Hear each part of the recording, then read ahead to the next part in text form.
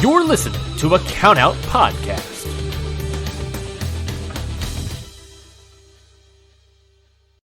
Hi guys, this is Lauren. This is Michael. And this is Your Dose of Death Podcast. If you're genuinely curious about the world of deathmatch wrestling, look no further, as me and Mike have you covered on all things in the world of deathmatch wrestling, whether it's interviews, show reviews, or everything in between. We have you covered on all things deathmatch wrestling, whether it's past, present, or future. And you're probably wondering where you can go support us. You can find Your Dose of Death podcast on all major podcast platforms, especially along with the Countout network of podcasts. And also, you can support us on the Countout Patreon, as we have exclusive content only on the Patreon for all of our listeners. We hope that you go listen to Your Dose of Death podcast very soon. and see you at the shows.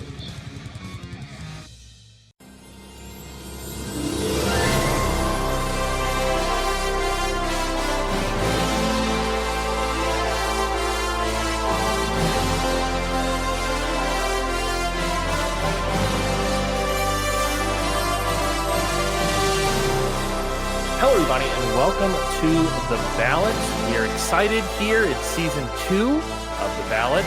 Of course, talking about all the new first-timers going on to the Wrestling Observer Hall of Fame next year. I'm your host, Ryan Knightsey, and today I have, I think, a very, very interesting name to discuss. We are discussing Ted Boy Marino. He is a massive star out of Brazil, but I think a name that definitely everyone listening to this, someone that I 100% had no idea who this was before his name even popped up on the ballot. I think most people have no idea who this was. And luckily, a article came out last year that, you know, maybe it played a hand, maybe it helped a little bit in him getting onto the ballot. But an article came out last year going all in detail about his career and his, the breadth of his popularity, of Ted Boy's popularity. And it was very important for me to track down that writer. And here he is today, Verb Abrams, joining us on the ballot. Verb, thank you so much for coming on. It's a pleasure to be here. Thank you very much for having me. Like I said from the top here, I was very excited to have not only you on the show, but talking about Ted Boy. Like I said, a name that I simply knew nothing about until I just saw his name, saw an Italian Brazilian wrestler, and I said, okay, this is a wild entry for the Wrestling Observer Hall of Fame, the nominations for next year. And I'm fascinated by this person. I'm fascinated by Ted Boy. What is your sort of connection to Ted Boy? How did you discover Ted Boy Marino? Well, I like wrestling. And I know, bombshell, I like wrestling. And my partner was born in Brazil. And I was talking with her mom. And I just brought up the idea of professional wrestling in Brazil. Did they have professional wrestling? Was it anything that was around when she was a kid? And she immediately like, oh, yeah, Ted Boy Marino. That's how that's, as we're talking about Ted Boy, we're speaking about him with an English accent or an American accent, I guess. Yes. The Portuguese or the Brazilians would call him Teji Boy. Ted would be Teji. Mm-hmm. So Teji Boy Marino. And here's a guy I'd never heard anything about. She started talking about it. And then I got on my research horse, and here we are.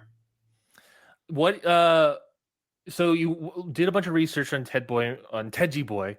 I'll see if I can. We'll say Ted Boy. The only reason that Teji Boy matters, mm-hmm. the only importance that it has of saying Teji Boy that way is to explain where the name even comes from, what this whole gimmick is, what the whole deal is.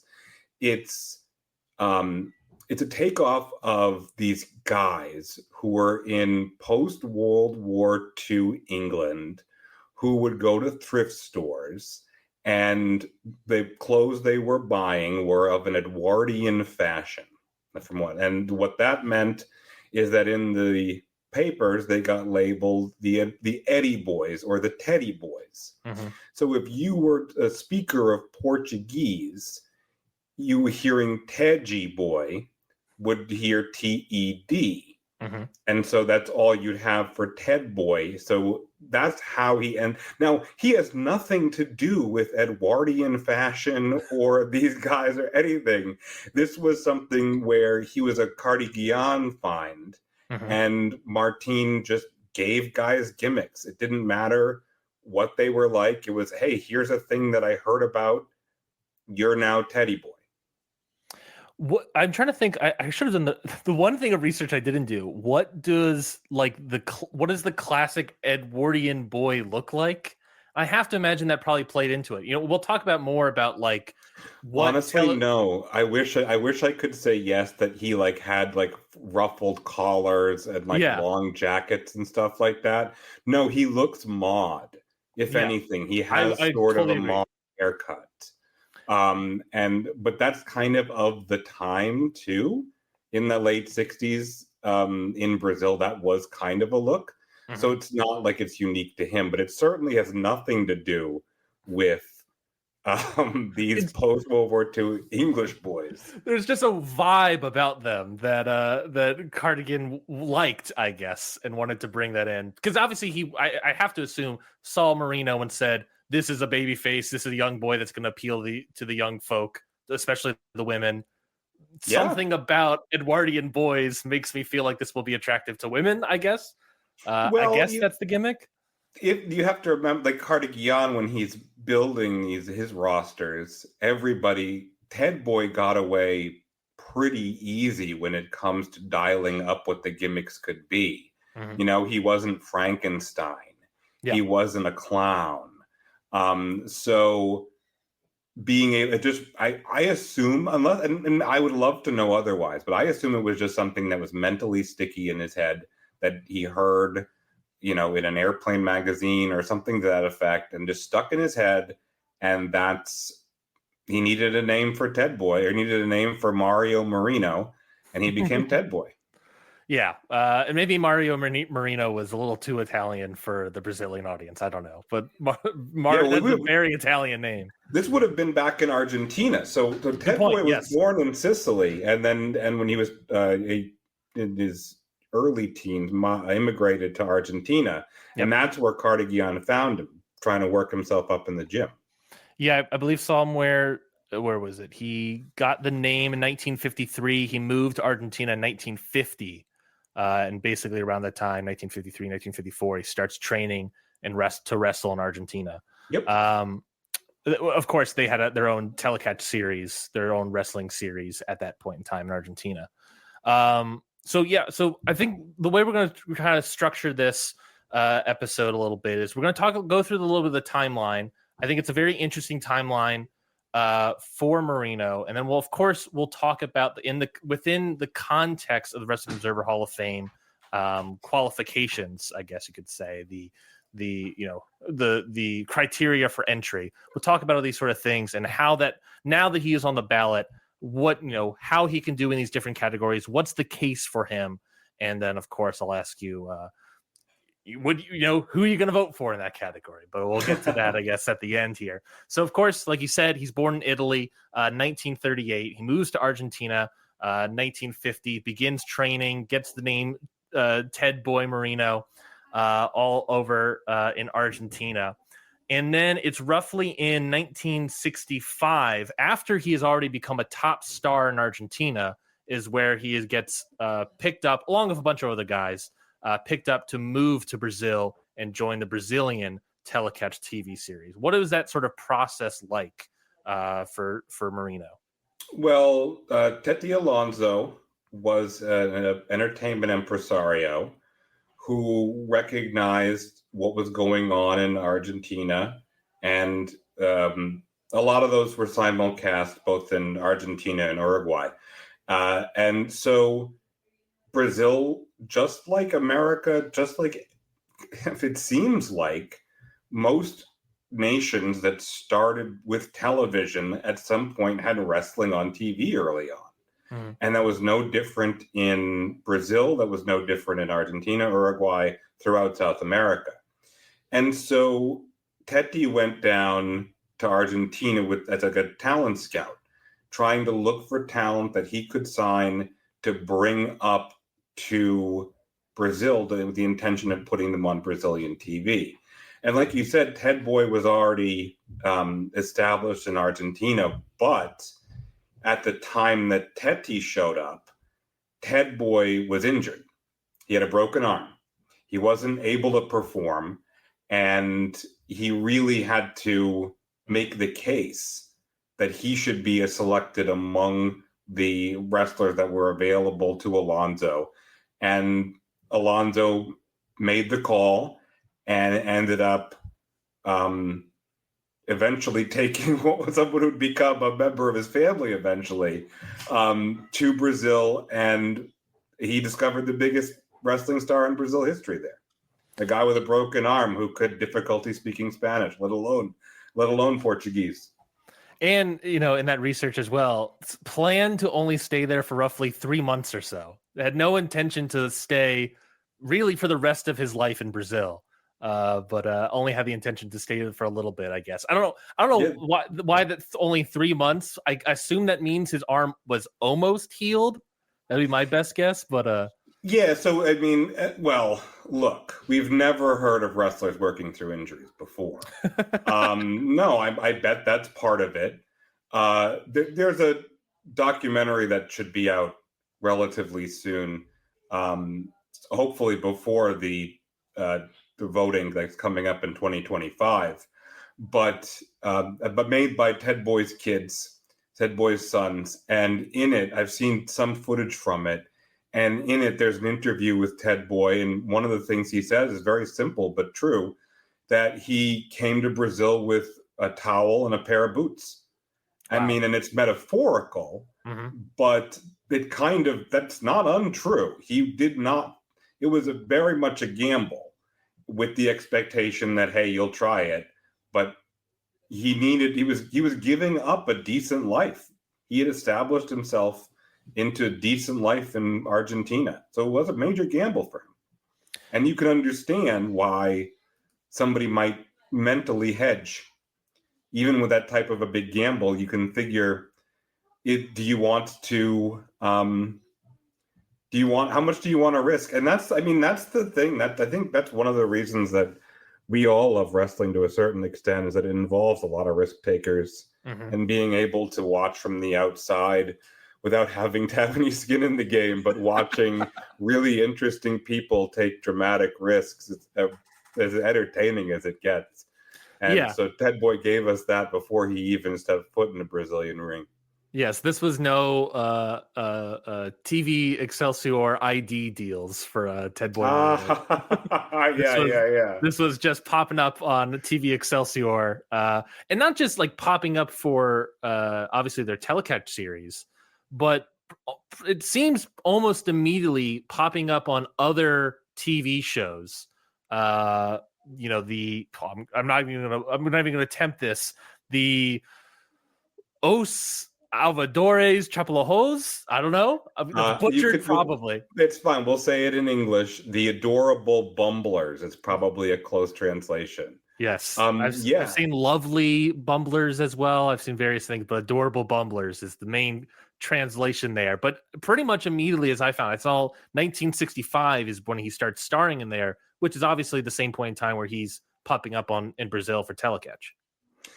Yeah. So Ted Boy is interesting because what you can see around him is people who clearly thought he was a star. So what's hard to understand when you have something like that, let's say, let's broaden it out, and let's say Hulk Hogan and Vince McMahon. To what extent was it Hulk Hogan, and to what extent was it Vince McMahon? And you need to figure out, I think you build the evidence on either side, but I don't think that you can give a super majority to one side or the other. And I think it's kind of the same with Ted Boy, to the extent that he was so white hot that they were just building things around him or plugging him into places. I mean, I'm going to call it the Bumblers. show was kind of, if you think about like the Monkees the show with no music. Yeah. So you just get a couple of guys, put them together from a studio, and you had Wanderlei Cardozo, who was a comedian, you had a singer, you had Ted Boy, and eventually that fell apart because, it's the Monkees with no music. They took off later. It sits after Ted Boy left, but they were building things around him. They gave him a variety show that he was co-hosting for a period. They gave him, they had a whole bizarre TV show where he was in space. And there were kids who were also in space, and he was sort of in charge of them, and he kind of like was sort of a sensei character, but it was a lot of guest stars who would come on. Mm-hmm. I don't know you know what I mean? Like, what is that? How do you He's describe fighting that? aliens or something? Yeah. That was the drama. This was like a kind of a Star Trek-y idea, but also with kids. And so I don't know how you sell those things without an understanding that the main star is popular. There are certain movies that are just, they're Tom Cruise movies. Mm-hmm. And people go see them because they're Tom Cruise movies. They don't matter. And they kind of expect what it is they're getting, and they get it, and they're happy. And that's kind of in that way of like, all right, well, part of this is people just want Ted Boy. People really find him so magnetic, so appealing, so engaging and interesting to have on their TV that literally broadcast television had him in Brazilian homes 7 nights a week. Yeah. And that's by the time he gets to TV Global, if I'm not mistaken. Yeah. And with Global, which is still the biggest television company in Brazil, for context. It's he was Globo's star. He was one of many Globo stars, but he would be doing commercials for them. They would put him in front of the camera in a tuxedo as the type of character that they wanted to show off. And in contrast, all of the other people on the Telecatch show really weren't Ted Boy. They were this menagerie of weirdos. They were, like they were like Frankenstein Monster, Alibaba, a gorilla, just a straight up guy in a gorilla suit that they called King Kong. Like these are, and like some of this is like, yeah, these sound like Cardigan guys too. And that you get it because that's where he learned it from. Mm-hmm. But these also aren't people that you can market. Like, how do you market a gorilla? Or how do you make it unique? Or some of the reason that these people were popular was because of their difference.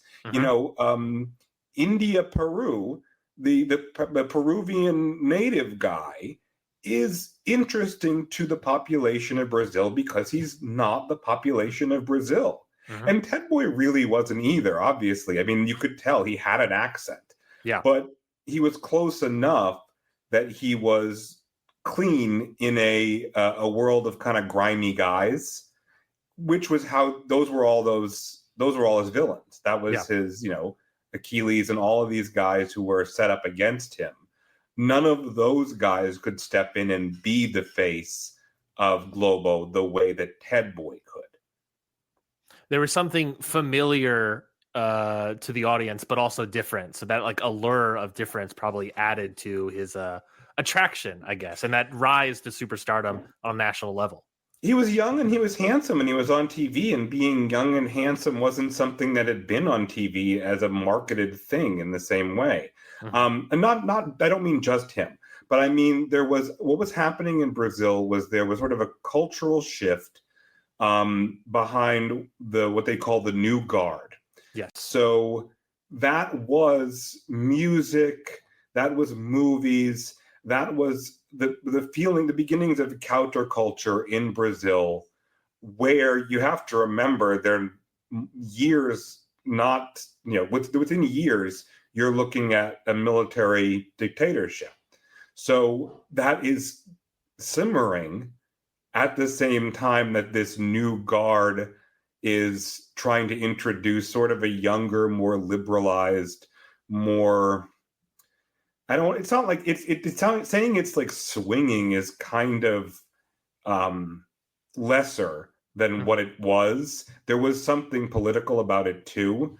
Although I do think that Ted Boy definitely swung towards the more swinging side of it being that way. In terms of being a heartthrob, an idol, he wasn't the type of person who's going to mount the barricades and argue against the government compared to, selling shoes.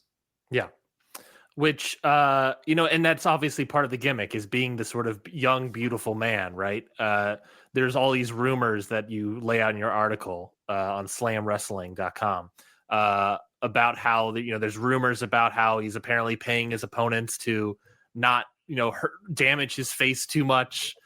Later in the article, you talk about how he has a secret wife that obviously that is kept secret to maybe for safety reasons, because he's so popular that needs like security to walk around with them.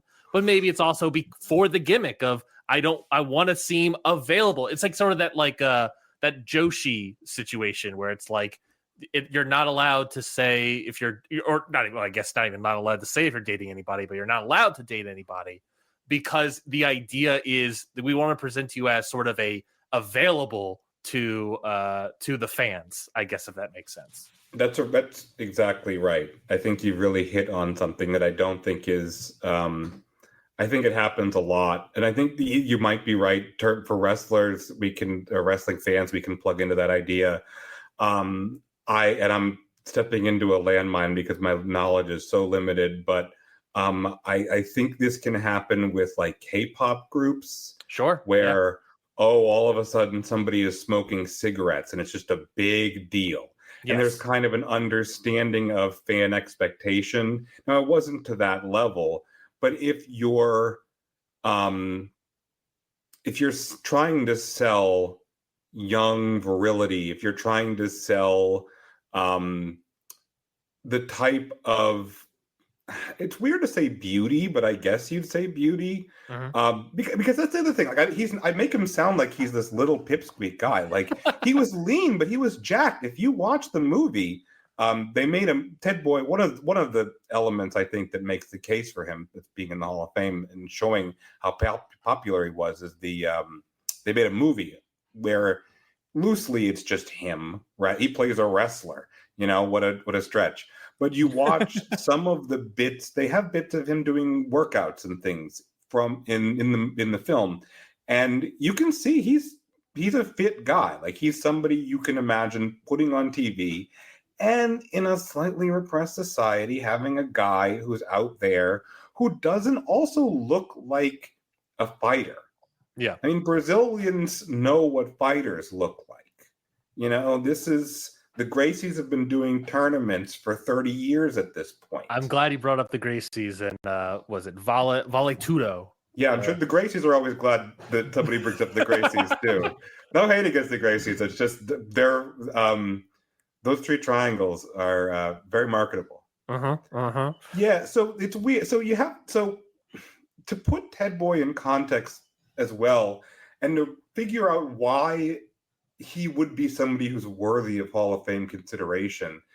Putting him in context matters, and the context is two things, sort of. One of them is the history of wrestling in Brazil. Yep. There really wasn't any. There was in the sense that Stanislaw Zbyszko traveled throughout South America in the 30s. And he was much more successful running in Luna Park in Argentina than he was in Brazil. But he ran Rio and Sao Paulo, and pretty much the end of every season kind of fell apart with some dispute. It was either an advertised wrestler wasn't presented. There was a guy, Noina, that was supposed to be the big guy who was going to be appearing in, I think, 34. And he never showed up at the big blow-off show. And all of these shows would kind of fall apart. And those were, I don't know to what extent that left a lingering odor on wrestling, but it did the thing where wrestling, you can lie in wrestling. The whole thing is a lie. What? Yeah, I know. No. But you can only do certain kinds of lying. Yes. The lying of just putting a guy on a poster. Yeah. Me saying that John Cena is going to come to my post show, I put him on the poster, and people show up and he's not there. That's not an acceptable form of lying in wrestling. And they were doing that type of non-acceptable types of lying in wrestling. They were lying as promoters. They were not lying with their actions in between the ring or between the ropes. So you have that combined with the Brazilian fighting culture as sport fighting culture, where the benefits, if you're comparing those two and you want to extol one over the other, well, one's real and the other one's fake. And if you're selling reality and you have real fighters all around you and you know what real fighting looks like, something that's fake fighting better have more than just the replication of real fighting. Yeah. And I think that's sort of where you start from there. And that's where you see, all right, well, why does this group of colorful goofballs with Ted Boy at the center appeal to this many people? Mm-hmm. And it's something that felt totally different in a way. Like, I think in some senses, even though he wasn't overly goofy, he also let kind of people be goofy. Mm-hmm. If you look at some of the magazine shoots that he does, he was in a lot of teeny bop magazines, I guess the equivalent, Teen Beat, Tiger Beat, that stuff. Yeah. And in these photo pictorials, they would have him goofing around with his girlfriend or his so you're supposed to think it's his girlfriend. It's just, it's the person he's working with, his coworker from the variety show. Mm-hmm. And she's putting him in a headlock and he's got her up on his shoulders. They're just doing goofy stuff that, there's no secret. I mean, in the Brazilian press in the 30s, there were reports, look, this is all fake. That's one of the things that's torpedoed one of the Zabisco tours, is that one of the main guys in there, I think his name was something like Peter Brazil. His last name was Brazil, which of course wasn't his real name. That's his working name. And longtime relative of Bobo, I have to imagine. Sure, yeah. The long history of famous Brazil. It's crazy. There's the people named Brazil are more successful than Brazilians in pro wrestling. It seems like. Yeah. Oh crud! I lost my train of thought. I'm sorry. Sorry, apologize. Dumb joke to do that. No. Oh. So he writes out and sends it to work, and he tells to the papers essentially. No, they said if I wanted to make money in this tournament, I'd have to go in and lose the first fall, and from there, it was an open secret. It's fake. So how do you make something like that still interesting? And some of it was, it really it's Ted Boy. Yeah, because you have to It seems like part of the identity of Telecatch, at least during the Ted Boy era, we'll say, is presenting it like it is fake, leaning into that idea. We talk about the monsters, we talk about the, maybe the overindulgence of good versus evil, maybe. And in comparison to what is happening around Telecatch is obviously Tudo, which is a more MMA fighter shoot style. Where, and as part of my research, there is a TV show of Valatude, 1959-1960, that gets canceled in 1960, apparently, after on live television in front of an audience of millions, a fighter snaps his opponent's arm on live television. Yep. And it seems almost immediately the television show gets canceled. Valatude sort of becomes an underground fighting sort of, a non-televised popularized thing. And the result, the public shock of the brutality seems to be, well, we want to, or at least maybe also the executive thought is, well, we want fighting, this sport idea to still sort of exist on television. However, we don't want it to be unpredictable and extremely brutal. So let's present a sport that we know the outcomes of, and that is largely less brutal, something that we know can be safe and still entertain to maybe not just the same audience, but a larger audience, maybe also a younger audience as well. So yeah, so let's talk about wrestling as a product, as a commercial product, and I think what you're talking about is right there. The most recent example that sticks with me is that the Nick Gage pizza cutter on AEW thing, Yes, sure. where it was the world's worst unintentional product placement. Yes. Like, you can't sell products with a guy getting his arm broke. Yeah.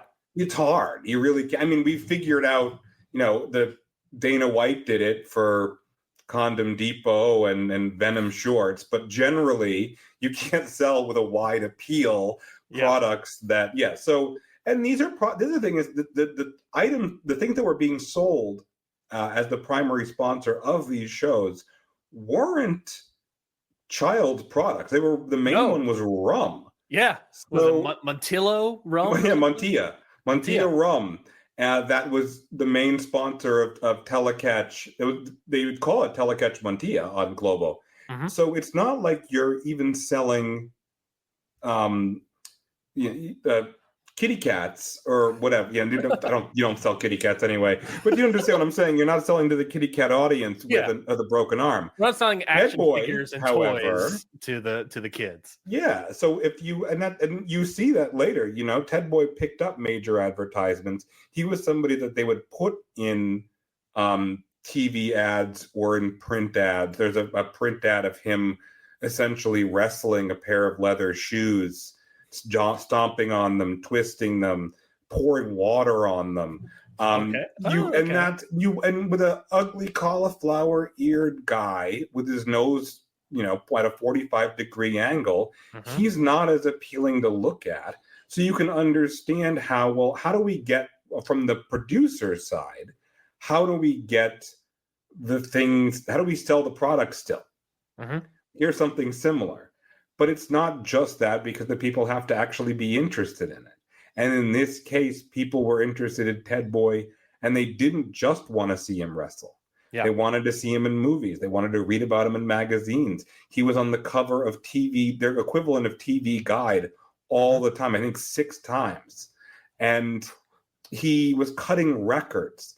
I mean, these are things that people just wanted more and more and more of him. And it's hard to say that wrestling was certainly not an auxiliary part. It was the predominant reason for his fame. Yes. But in the way that, let's say, Sergeant Slaughter, part of his Hall of Fame case is based in part on things that happened outside the ring, but also in entertainment and television. Yep. I think Ted Boy has that, certainly in a greater sense than Sergeant Slaughter. Ted Boy Marino in Brazil is a much bigger star at his peak than Sergeant Slaughter ever was in America. But it shows the thirst for this particular guy. Yeah, it's one of those things where, I guess, in terms of another context, we couldn't necessarily find like attendance wrestling data, and that's the tough part. These are also for television studios, so maybe these are also filmed live in studio audiences, who knows. But it seems like the idea is that, like, at best, in terms of a comparison I can make, is like, imagine if in the 80s Hulk Hogan not only wrestled twice a week, but he had 5 other different television shows that all happened the same time. Like, does that feel like an apt comparison to the level of stardom on a national scale that Marino had in Brazil? Yeah. If you take peak Hulk during Rock and Wrestling and expand that, the thing is, I think Hulk Hogan might be a better worker than Ted Boy Marino was. And that's just because I've seen more Hulk Hogan than I've seen Ted Boy.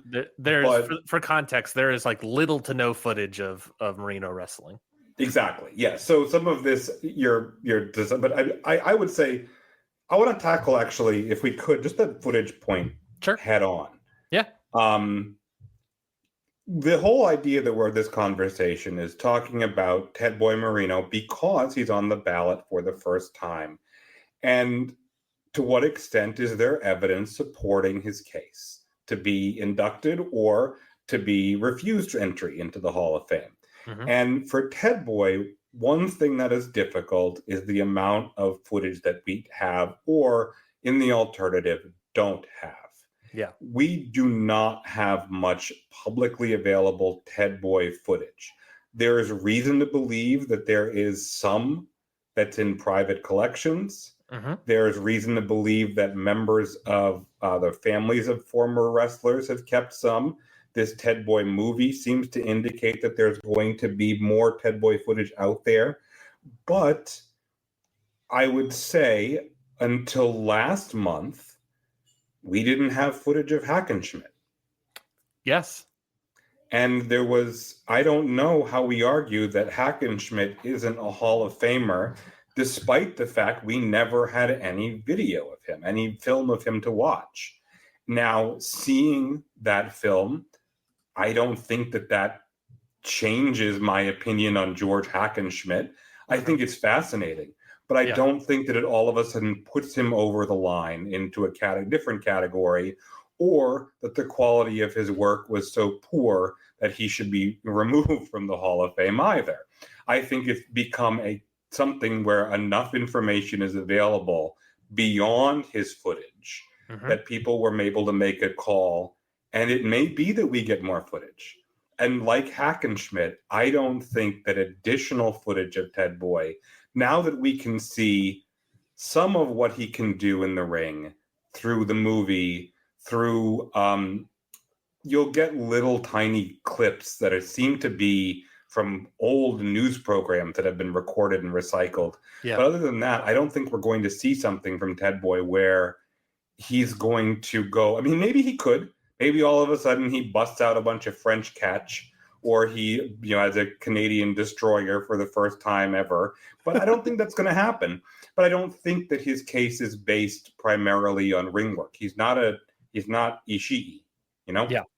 Yeah, I mean, you never know with a Canadian destroyer. Telecatch has that sort of loose lucha libre thing. You never know. Maybe it's entirely possible. Yeah, there was no. I mean, again, there was no. You had to be wedded to physics, but not the reality thereof. Yeah, they were open to do. You want to throw 5 head scissors in a row? Let's do it, buddy. Instead of a Canadian destroyer, it's of course a Brazilian destroyer, as we'll come to find out one day. We could call it the word for people from Rio is a carioca. So we could have a carioca destroyer. There we go. That movie Dos na La Lona, it's basically 2 on canvas. I'll have that link in the description, along with, I guess if you want to see the match itself, there's a match clips, I guess, taken out of that movie, which I'll have in the description as well. It's very little, but what you see in it, obviously, is somebody of small frame. I think I saw in an interview, Ted Boy said that he weighed roughly 70 kilograms, about 154 is what I had. So a very small frame. I think really good baby face selling, and his signature move is basically spamming flying head scissors over and over again. The clips you see are him hitting the move 5, 6, 7 times in a row, typically ending it with a drop kick of some sort. And that was his go-to move, but he was always a guy that I'm going to guess worked underneath against these big, bad, burly men, getting destroyed, worked babyface underneath, and then just all of a sudden had the agility out the wazoo, based on what we can see. That's, I think, the agility. When you think about other guys who are around that time, you think about a guy like Antonino Rocca, and with the high spot is he slapped the guy in the face with his bare feet, and that's still, you just laughed. That's still funny. Even me describing that to you is still got a pop. Yeah. That popped you right there. The idea has been dead for half a century, and that still popped you. That same thing with Ted Boy. He was giving a lot of it. You're totally right. You get beaten up. They get the heat on you. They do all sorts of heinous stuff. They used to do. I love they used to use fruit. They still do, actually. Fruit as a weapon in Brazil is a traditional weapon as much as a kendo stick in Philadelphia. So they would cut up lemons, like squeeze the juice into his eyes, And some of that, to me, is fascinating because you can't work that. Yeah. You can't work fruit. You can't. I don't know how you do it. So you're squeezing actual juice in this guy's eyes, and then you really have to feel. It gives you a reality amidst all of this goofiness. There's a real moment of reality or something like that, and then of course Ted Boy comes back with flying head scissors from every direction. Sometimes like what you would imagine as the modern kind of like a Rana style of front Hurricane Rana. Sometimes that like Edouard Carpentier where you come from the side and hold it there for a second and go over. So like he did have different types of head scissor maneuvers. Yeah. It's the everything else. But yeah, it was flying stuff because it was just, big moves to pop the crowd. And at that time, when the other guy's move is to just rub your face in the turnbuckle, and he's built like a Neanderthal, or he has the build of a fire hydrant, doing those types of moves when they're all ground based looks cool. And like we said, he's done a lot of outside stuff as well during his peak of popularity. He's on a bunch of different TV shows. He's on Telecatch. He has a movie, Dos na Lona, 2 on Canvas, or wherever. That's the translation I have. There's a poll by the magazine Revista Intervalo to determine the country's favorite actor. He ranks 3rd in that poll. He's on these sticker books. He's on these magazines where he's up there with, maybe not up there fully, but as a second to Pele, obviously all-time legend Brazilian soccer star. He puts out a record with 2 songs on it. I saw an interview with him where he said that record ranked, quote, 3rd or 4th on Radio Globo. So it was apparently popular. Well, okay. I have seen that too. I'm not sure I would take that as a sign of popularity so much as the fact that Globo was a multimedia conglomerate. Yep. And they were spinning their stars record just as much. But the fact that it was made. I mean, You think about that. There is the popularity for it. They made a record, and how many other wrestlers are doing that? You think of Terry Funk in Japan, those types of things. Coco Ware, Pile Driver, that type of stuff. Yeah. You have to be at a pretty big level of popularity for someone at that time to take the capital to invest in you singing, you, Ted Boy, who is from Italy, who was raised in Argentina with a terrible accent that nobody can understand what you're saying. They're going to put you in a studio with the cans on your ears, and they're going to have you record 2 songs, press it onto vinyl, and sell it. You have to be big. In wrestling terms, you have to be Terry Funk in Japan big.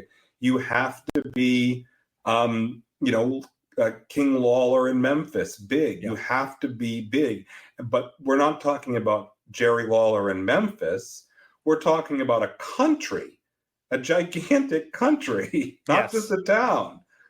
I do have the 2 songs that he performed here ready. Great.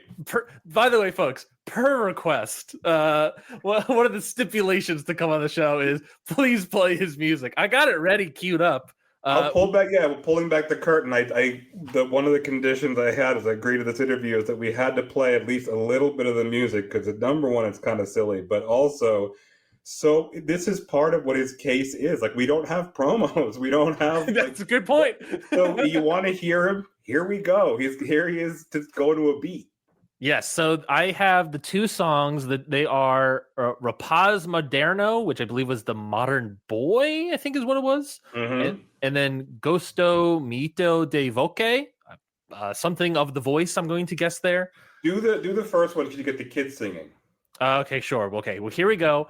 Rapaz Moderno by Ted Boy Marino. This is what, 1967, I believe. Yes. So here is Rapaz Moderno.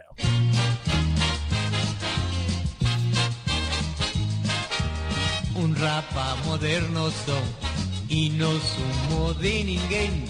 Cada parroquio do. Ella dice.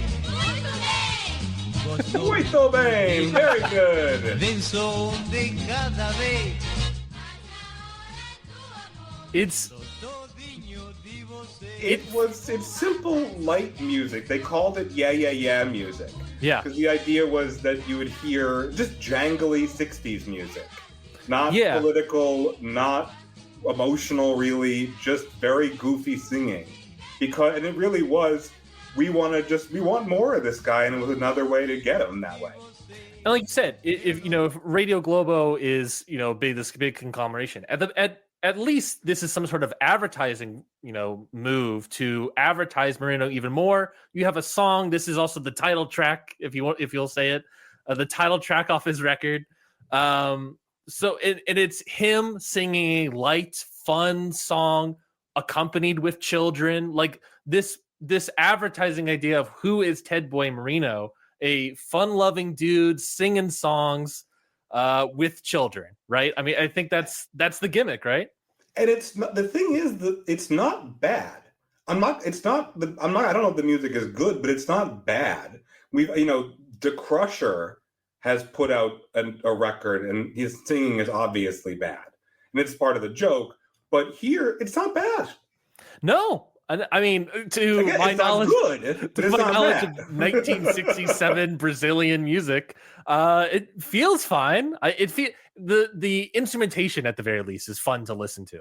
Yeah. And I don't know how it does. Obviously, he says third or fourth ranked on Radio Globo, but he didn't cut another one. That's so you can take that. His singing career didn't take off. No, but his acting career obviously did. I have here, this is an article I found titled Telenovelas in Brazil, from traveling scripts to a genre and proto format, both national and transnational. It listed a bunch of the most popular television shows for basically the 60s in Rio de Janeiro. And according to that article that I found, or I guess it wasn't really an article, but it was a academic article, Telecatch was the most popular TV program in Rio de Janeiro in 1967. Of all television programs, 1967, apparently, Telecatch is the most popular, which, again, speaking to his stardom, he's got movies, he's got music, he's part of the most popular TV show in wrestling, in Telecatch. So much so that, I don't know if it was, I assume it was before this, that Telecatch is what it is called. The television program was called Telecatch, but professional wrestling still to today in Brazil is called Telecatch, of course, being television and catch as catch can, that sort of portmanteau.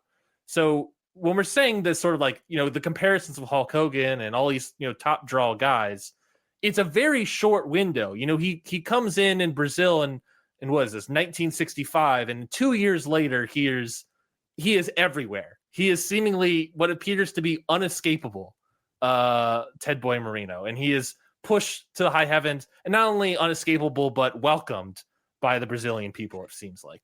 Yeah, so there's the other way of thinking about that. We have to think about when we say that he is pushed, but there's also the same evidence that the appetite is there. You mentioned earlier the idea of him having trouble in the streets. And part of that was just he was famous the way that the most famous people are famous, in that they can't go outside without bodyguards. They can't go outside without a disguise on. That's the level of famous he was.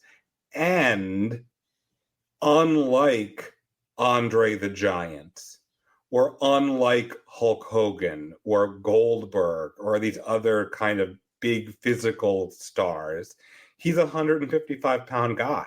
Yeah. He's not somebody that just turns heads even if they had nothing to do with it. It's specifically because it's him. He's not the way that certain wrestlers, they just look famous. Yeah. Undeniably, The Rock just looks, he doesn't look like other people look. I don't know how, is that the most polite way you could say that? He doesn't look the way other people look. I worked on Titan Games. Do you remember that TV show? It was like a reality competition show hosted by The Rock. And I worked on that show, and walking by The Rock is just like there's an aura, a presence that comes off that's like, oh, okay, I can't be here. You know what I mean? Like I can't be near this guy right now. And when you think about that, before he was The Rock. If he was, Joe from, accounts receivable, he would still have that element of like, what's the deal with Joe? Yeah. Like, why is he just that way? Yeah. Ted Boy's people are magnetized to him. Yeah. But you could put him in, he literally, based on his stature, you know what? This is probably I wish I'd thought of this like a minute ago, a much more elegant way of saying it. Somebody like Hulk Hogan is impossible to get lost in a crowd. Sure. Yes. Ted Boy Marino could, if it weren't for the fact that everyone in the crowd doesn't want the focus to be on anyone except for him. Yes. And that's a different type of a draw that's hard to I don't know that we have that now. I don't know that somebody as that big, maybe Bryan Danielson. Yeah. But even then, Danielson's bigger. Danielson's got, 20 more pounds worth of muscle on him than Ted Boy did. And I don't know, it's probably similar heights. We don't think we have a height registered for Marino, but probably that too. It feels like when Fujinami sort of like broke out as a big lightweight star, but it didn't feel like it could happen. Yeah. But there wasn't any of that prior baggage. Yeah. I was trying to think of I don't know. I was trying to think of like if someone the size of like Darby Allin, this that's actually small really guy good.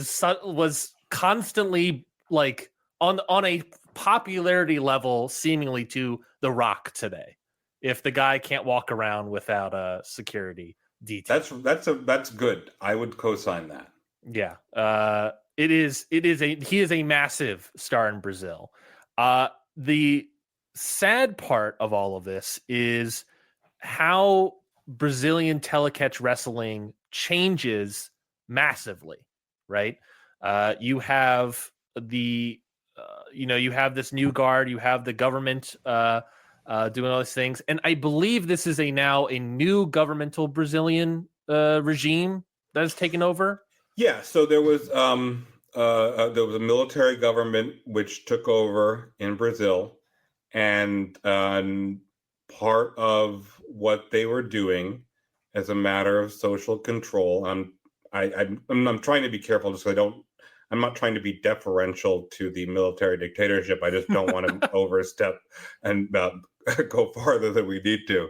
Sure. But as a way of keeping social control, one of the things that they did was were passing laws on what could be presented on television. Mm-hmm. And that became a law about combat sports, which wrestling, Telecatch in Brazil, and Vale Tudo, these other things, which really weren't represented in the same way. It was mostly about Telecatch, were restricted from being shown on air until late in the evenings. Yes. And you correctly hit on the previous incident of a serious injury during a combat sport, but there were also later things, people would get hard way blood. This again, we're talking about even though we're talking about kind of the Frankenstein monster, King Kong, Alibaba type guys, they were not going FMW type of monsters where they were, bringing chainsaws to the ring. No one was going through tables. Yeah. But still, somebody can get a bloody nose when you're wrestling as best, no matter how hard you're trying. Mm-hmm. And when that happens, some of those things were then used against wrestling during the broadcast, or during, I guess the idea was broadcast when kids would be watching. Yeah. So it got restricted to late in the evening, which then completely affected the sponsorship. A lot of these shows were commercial based with a single sponsor.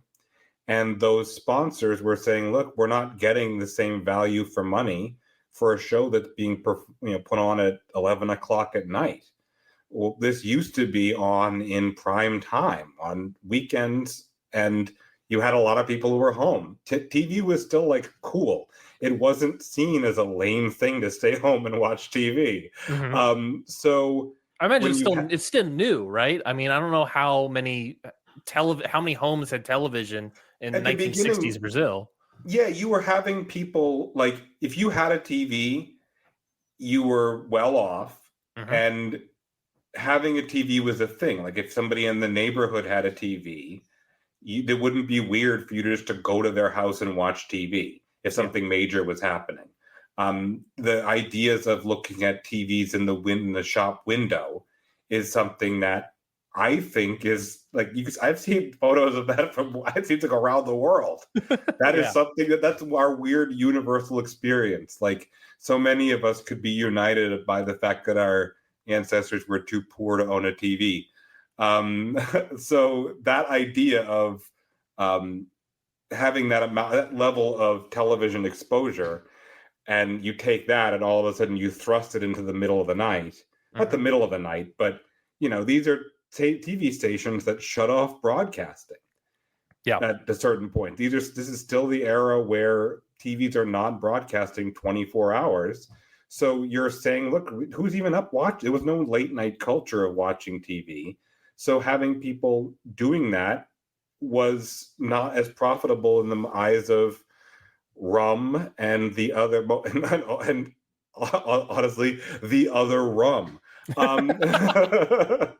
So that's where you end up seeing Telecatch slip off TV, because people they can't sponsor it. They can't, it's not that it became less popular, but also you can imagine if you're living in a strict government and the government says, hey, this is generally unfit. Do you want to be seen as a public and proud consumer of that same thing? Maybe you do, but you're probably more likely to feel that way in a more liberal situation than you are a repressive one. And so I think the government indirectly taking a stand against wrestling has a effect that really isn't spelled out in the law, or isn't necessarily spelled out, but you can infer.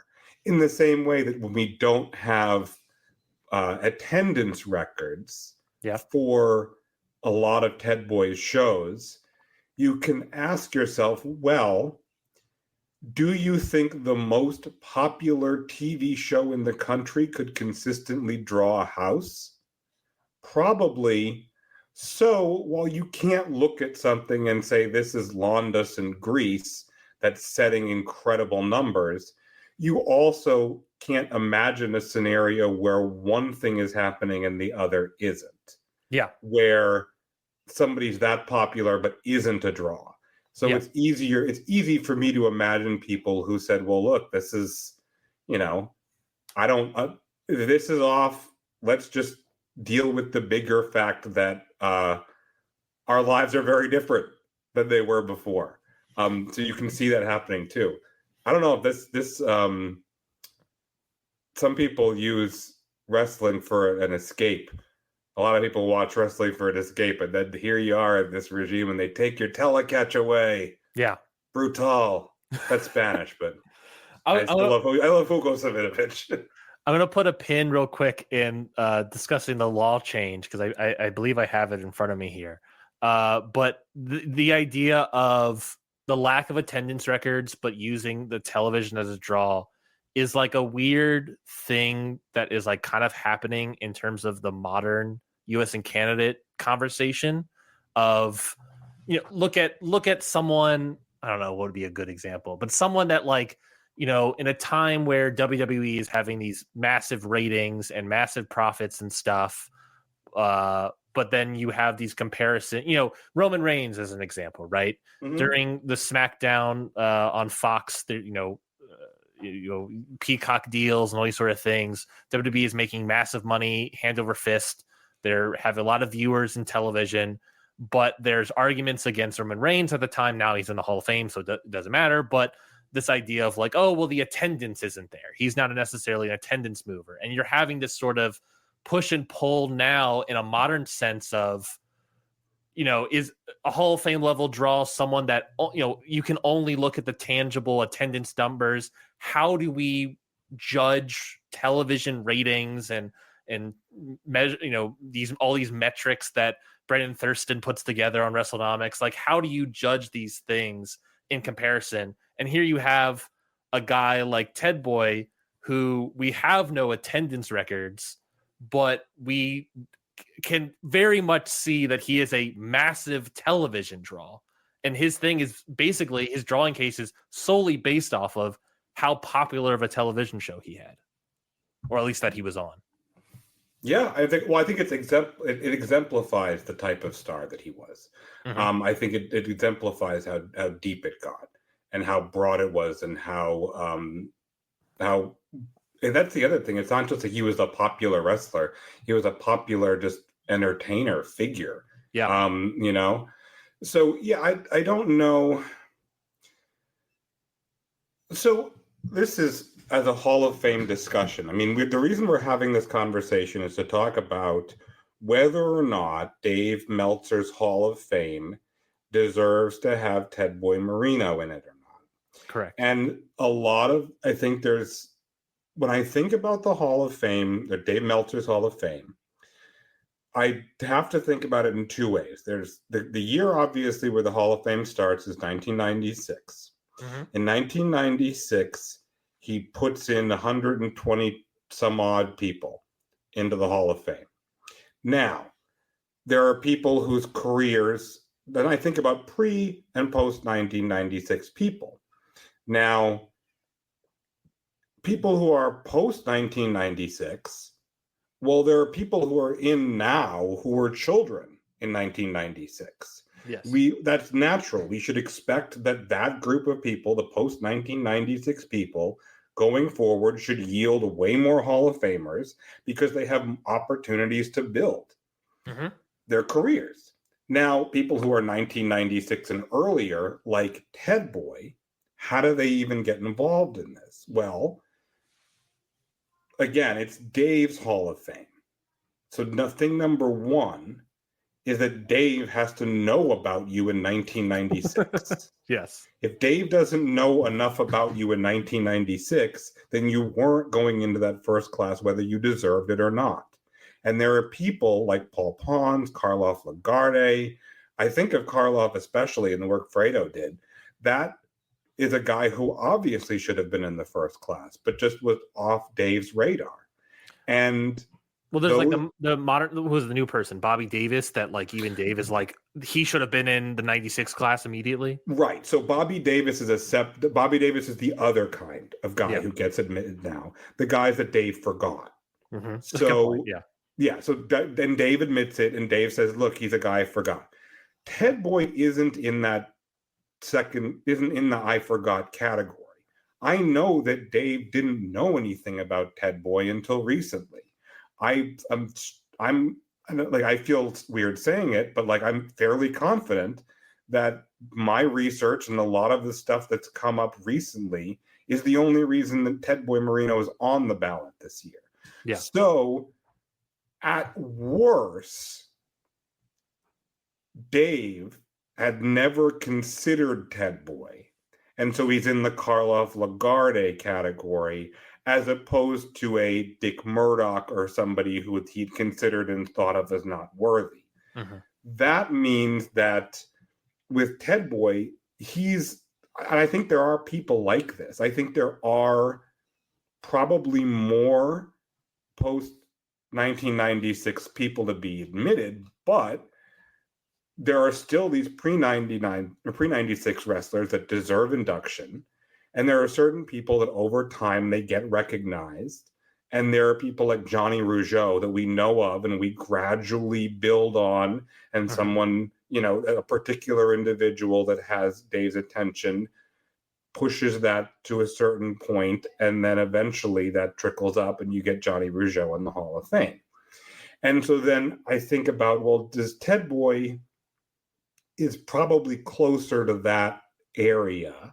Mm-hmm. I mean, by saying that we picked David, picked 120 something people. I should be clear. I don't vote on the Hall of Fame. I'm not a voter, so I'm just talking. But you're in the weeds and the trenches doing the research. True, yeah. So what I'm saying is, like, if you're in that group of 120 people early, we didn't go, oh, I forgot Anoki. Like everyone who's big is in there. Yeah. So now who we're sussing through are either people like Ted Boy, where there's obvious things like a major language barrier. It's not like, I think that people who are working in Mexico, there are more people who are speaking English and Spanish that are able to help bridge the gap than there are speaking English and Portuguese who are able to bridge the gap for somebody like Ted Boy. And so I think some of it's that, but then I also think that when we're looking at these guys, we're looking at Ted Boy is not a guy where we know everything, and we just need to figure out how we're going to value it. Yeah. Sputnik Monroe remains on the ballot, and he gets the support that he gets. And I think it very much depends on how much you think what he did matters and is Hall of Fame worthy. And I think that I can understand an argument of somebody who says, you know what? No, Sputnik Monroe doesn't go in the Hall of Fame next to Luthez. Yeah. They don't go there. They're not equals. But Ted Boy, it seemed like this historical candidate that we just ignored. And not on purpose. There are guys like Phil Lyons who are digging through Hungarian newspapers, who are finding these guys who, I don't know if they're Hall of Fame worthy, but I do know that for me, it's more interesting to find these guys who we in predominantly America just don't know about, never engaged with. And that to me is like, is somebody like a Paul Pons when he was being debated, is he more valuable? I would rather talk about him, even though I can't watch him, than talk about the Hart Foundation. And whether or not the Hart Foundation deserves induction when Brett's in there already, or the number of time people are talking about Tully and Arn and JJ as a unit, and how long did that last, and all of this, like some of that, I'm more interested because it's all the same. We've already seen it, and it's really just a question of, well, are we tuning the knobs exactly to where we want? And those kind of are people you get in, you get out. There's not a slam. Some of these guys, I think for me, Ted Boy he should be in the a professional wrestling Hall of Fame that includes some of the people that are included in Dave's Hall of Fame, not because these are lesser stars. Yeah. But if Shima is in, who I like, if Shima is in, I don't understand the argument for Ted Boy not being in. Yeah. No, I completely understand what you're talking about. And I think, you talk about like the lack of knowledge surrounding this. And that's the biggest factor, obviously, is if Dave doesn't really know much about Ted Boy and doesn't really consider him until you write an article about Ted Boy, what does that say about the voting body, right? How much of the voting body, and that's literally the purpose of like what this show is. Yeah. Is obviously you're going to have first time candidates like Mercedes Moné and Drew McIntyre that everyone has seen their entire career. And we'll have the discussion about them, but there isn't going to be, there isn't much like discovery in that process per se. Maybe you can find a little fun tidbit that's like, oh yeah, Drew McIntyre was a massive draw. I don't think I'll find that, but you don't have that. Whereas here, and especially with like, I think you'll get a little bit less so, but still with the other three guys, all the British wrestlers that popping up in the rest of the world this year, you'll still get some of that of there are still people that like don't know about this. And with Ted Boy, it is not only you have to explain who he is, you have to explain Brazilian wrestling, the culture of the time, what happened to Brazilian television, how it evolved and changed, and why is, well, we can skip right. I guess kind of falls into historical significance in some way, but why is it that you have massive television show, massive star in the 60s and 70s, and Brazilian wrestling is almost like it's still around, but seemingly a shell of its former self and isn't really discussed or anything. And Brazilian wrestling is sort of a place to have fake tournaments. You know what I mean? Oh yeah. Like, Right. why? Every tournament, if you want a phantom belt change, put it in Rio. Yeah, like what? Why is it that you have to explain all of this when you're talking about Ted Boy? Is that like this is all part of his case? Is that like he is the Brazilian wrestler, and if you're looking at the Hall of Fame as a world level, Hall of Fame, it feels like you gotta pick up the guy in Brazil who was the number one star of Brazil, and probably to this day the number one wrestler out of Brazil. That is weird. It's simply unknown, not only to us, but as far as I can tell, to a modern Brazilian person. The worst you can do with Ted Boy is set a floor for how big he is. And to me, that floor is so high when you think about the types of evidence that we have that we certainly don't have for a lot of other people who have been inducted into the Hall of Fame. So I know that there's people who you're going to look at Ishii and you're going to say, you know what, in terms of work rate, he's an A+.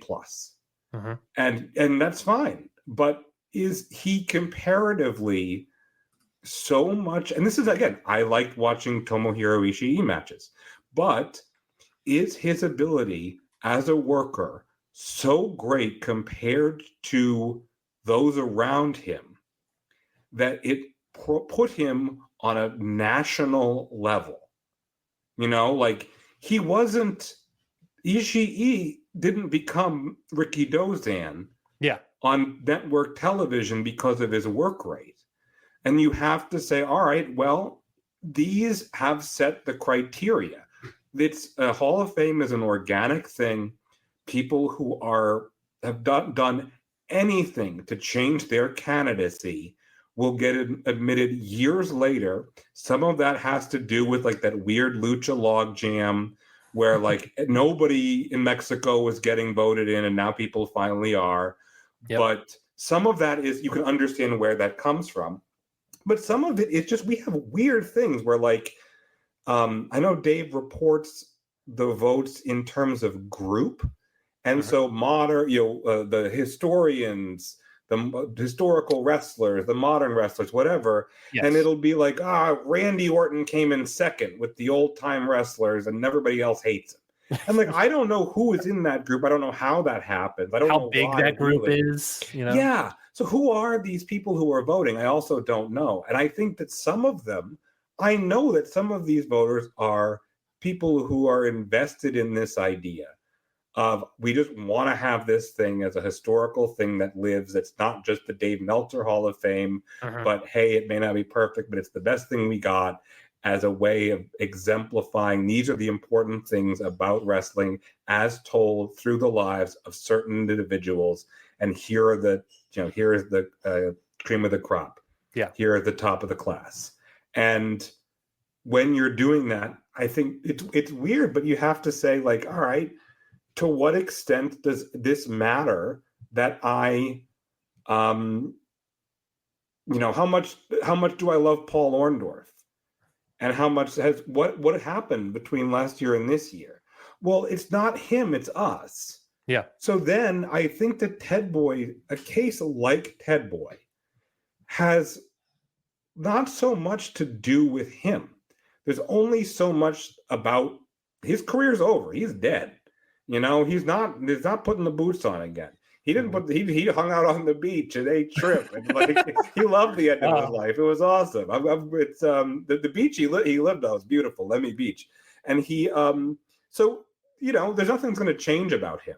Yeah, it's going to be a question about us, and it's going to be a question: are there enough voters who are willing to trust what they see without having to see what they want. Yes, which is a very tough hurdle for a lot of voters to cross. Because what you want to do, and we see this, and we all go through phases like this, and hopefully we grow out of them. But when we talk about things like wrestling, you can see people slip into this thing where they want to proclaim. They want to say something's the best whatever, or this is the all-time whatever, or these, and part of that is because there's power in being the proclaimer. Sometimes you just throw stuff out there and maybe it's right, maybe it's not. And if it is right, well, awesome. Then you can point to the fact that you were right. And if you don't, nobody cares. This isn't unique to wrestling or wrestling criticism or fandom. So you're going to have people who are willing to say, I can look at all of these pieces of evidence. It's like, this is a weird way to think about it, but in some ways, if you think about a murder trial. Okay. No. Bear with me. I'm with you. If you think about a murder trial, the best witness never testifies. The person who was killed never testifies. So you never hear your best version of the story. But people are still, tried and convicted for murder because you go on other evidence. Here, we may not have what we want as the best evidence. But is there sufficient information enough to build the case for us to say whether or not Ted Boy goes in or not? Well, I don't know, but Dave decided that this was the year that we were going to have to ask ourselves that question. You notice how quickly I just join in and make myself part of these groups? We're going to have to vote. Yes. I'm not voting. Maybe I am. I don't know. It's been a long time since I've gave Dave Meltzer money, so I don't know. Maybe I'm not on the radar. But the point is, a lot of it just depends on us and who is going to decide the vote, and to what extent podcasts like this get through to anybody. Yeah. I have no idea. I know that because of what I've been doing with Ted Boy. And not because of me, it's because I just happened to be the one who uncovered this guy. Yep. And that a bunch of people knew about. And this is a guy hiding in plain sight. The cold case of Ted. Exactly. So having this spread out, doing research on it, finding this information, gathering it, putting it into a digestible format, having somebody like Greg Oliver at Slam Wrestling, who has reached out to me when I've done other podcasts and said I don't promote him enough. It's very clear. Slam Wrestling is a tremendous website, and without it, I don't know that this happens. Because that's the thing. You have to have somebody like Greg who's interested in taking the time to then edit an article like that, and then to publish it and to have enough reach to say, here's something that's worth sharing. And then we get to this point of, are those people going to read that type of information?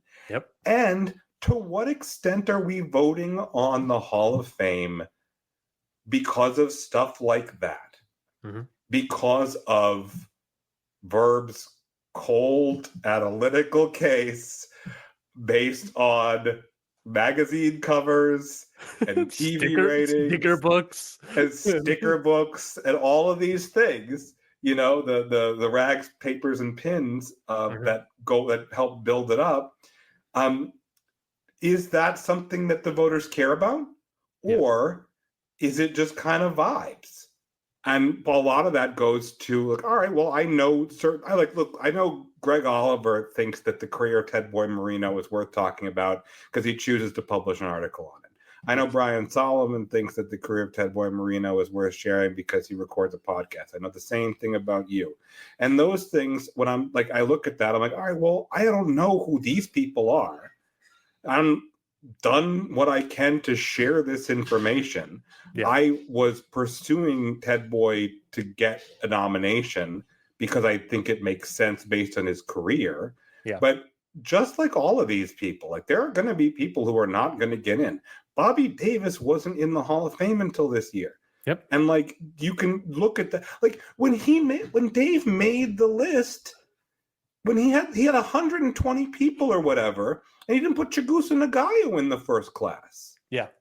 there are certain groups of certain people. I'm like, all right, well, I don't know. This isn't like an objective thing where we find,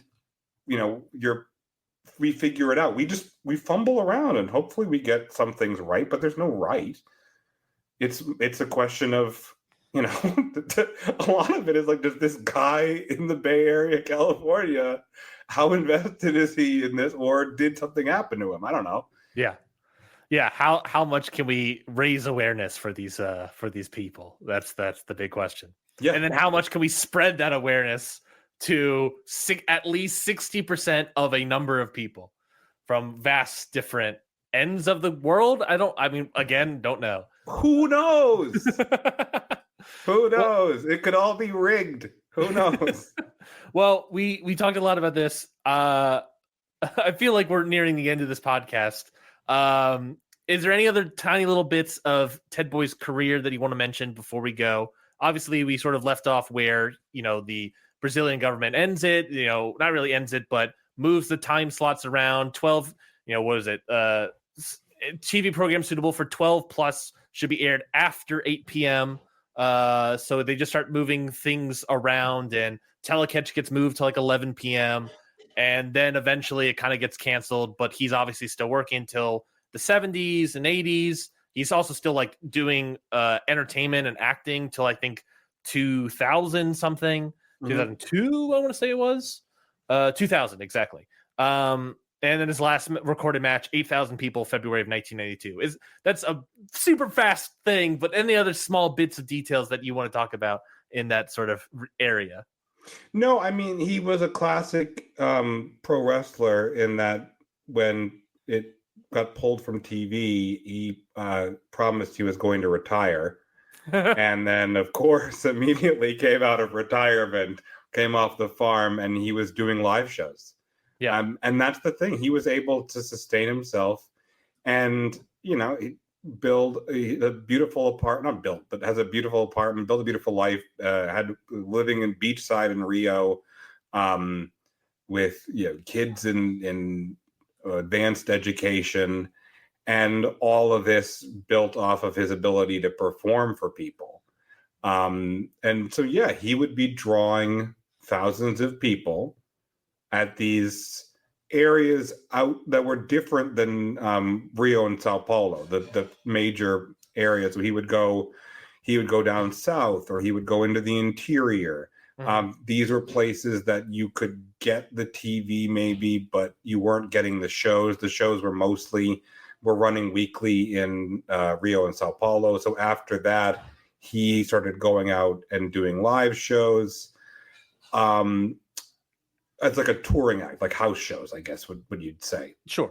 Whatever it is. The thing that wrestling used to be before TV. Whatever that is. Yeah.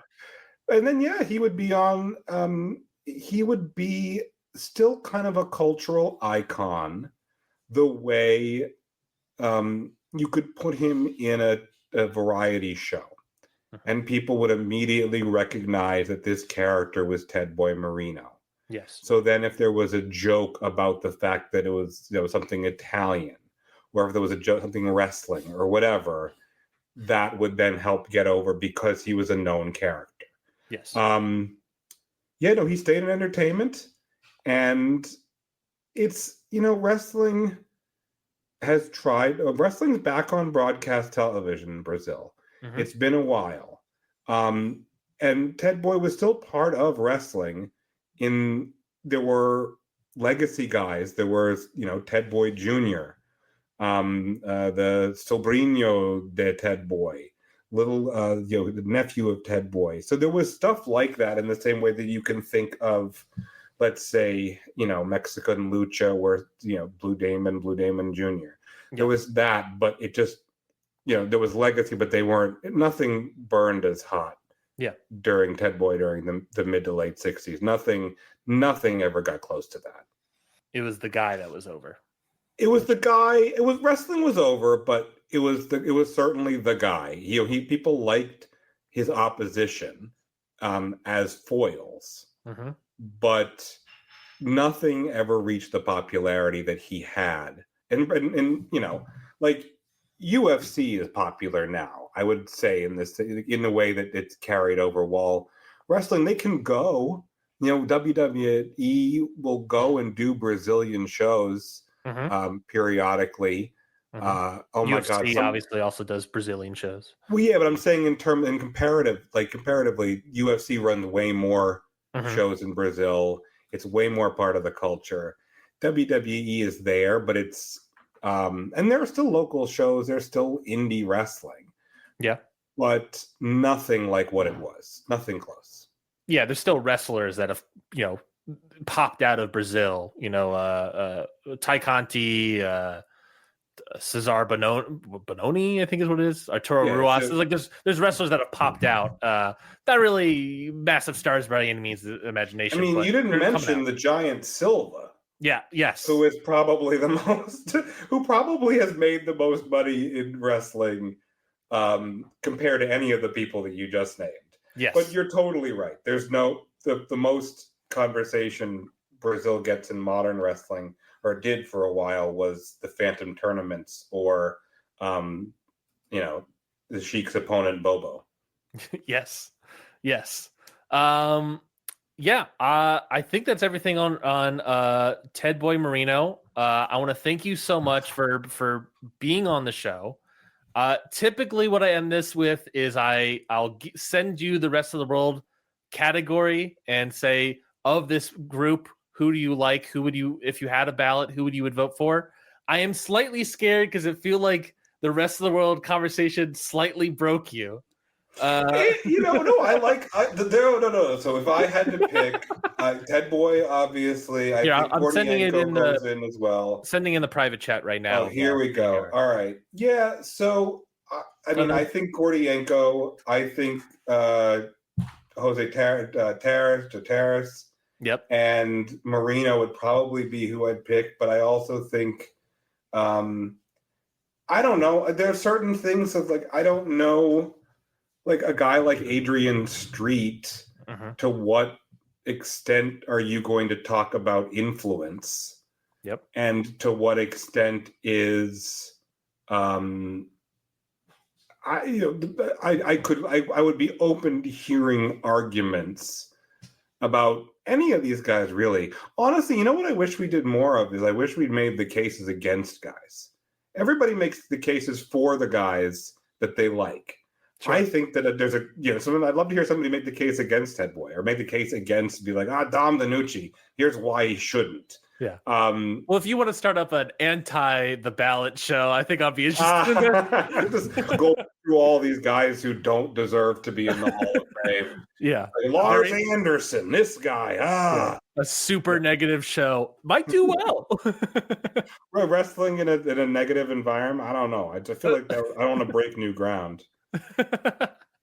Yeah, I think I very much appreciate you coming onto the show. Thanks for having me. It's been a great conversation. Of course, that article that you wrote, Ted Boy Marino was Brazil's king of telecatch. Slamwrestling.net, I think I said .com earlier, but slamwrestling.net is the website. The article is Ted Boy Marino was Brazil's king of telecatch, and the writer, of course, Verb Abrams. Thank you so much for coming on and talking about Ted Boy Marino with me.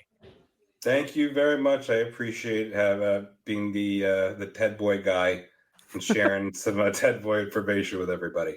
Exactly. And yeah, we'll be back with another episode talking about another new candidate for the Hall of Fame ballot next time on the ballot. Thank you, everybody. Goodbye.